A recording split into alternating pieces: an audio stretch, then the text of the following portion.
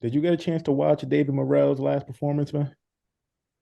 No, I didn't. You know what? I seen the knockouts on the PBC app, and I've tried to look for the the full on fight. Premier Boxing on no on Premier Boxing Instagram. I've tried to look for the whole fight, and I can't. It's not on YouTube. But it was a good knockout, bro. I'm not gonna lie, it was a good knockout.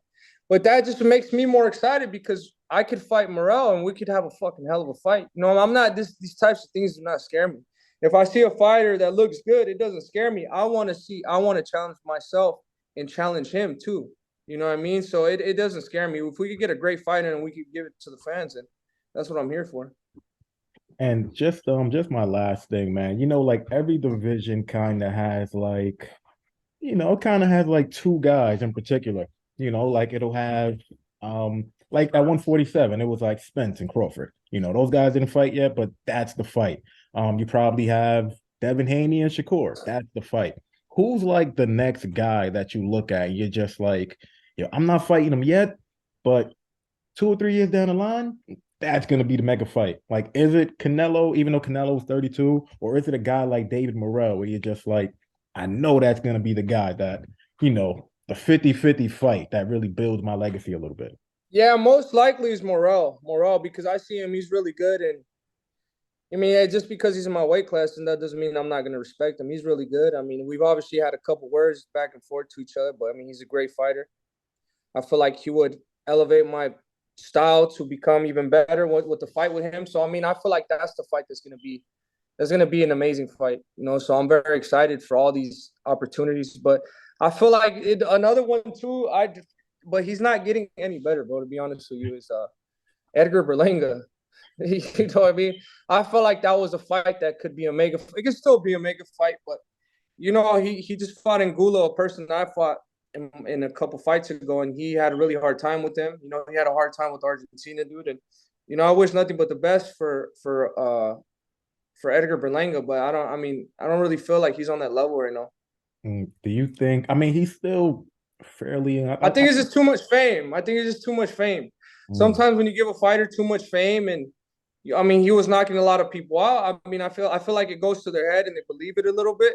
yeah. So they stop doing the stuff that got them there. They stop working overtime, or they stop running, or they start kind of believe their own hype, and they don't go to the gym as much, or they're too busy doing press stuff or doing stuff for Instagram and shit like that. That's why with me, man, I always try to remain humble, and I really don't like social media and those stuff like that, because at the end of the day, everybody says, "Oh yeah, you should go and make your name a little bit bigger." But what people need to understand, that you have to treat your primary job. And my job is boxing. I gotta give it all my focus, Yeah. because that's how I'm gonna get better in the long run. That's how I'm gonna make more money when I become the best boxer in the world. And everybody knows it.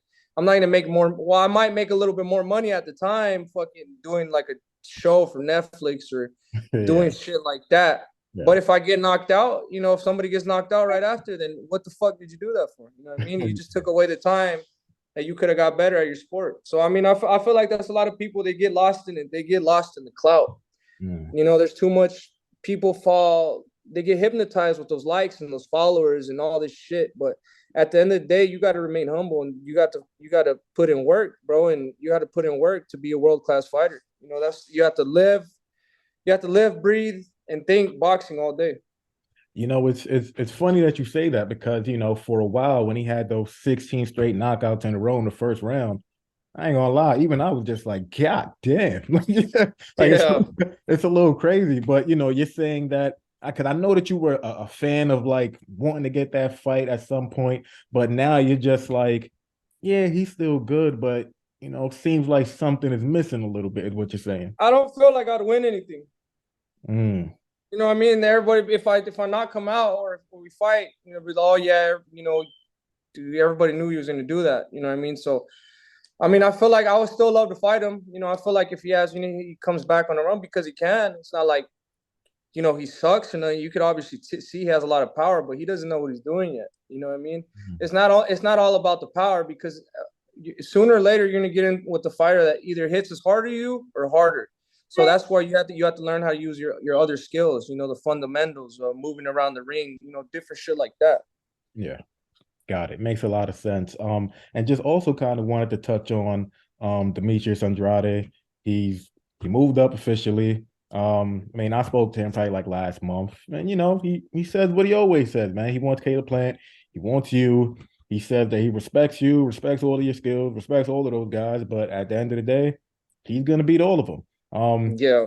What do you kind of think about him? Do you think he's, you know, big enough, strong enough to fight at 168, fight at that elite level? What do you kind of think about him, man?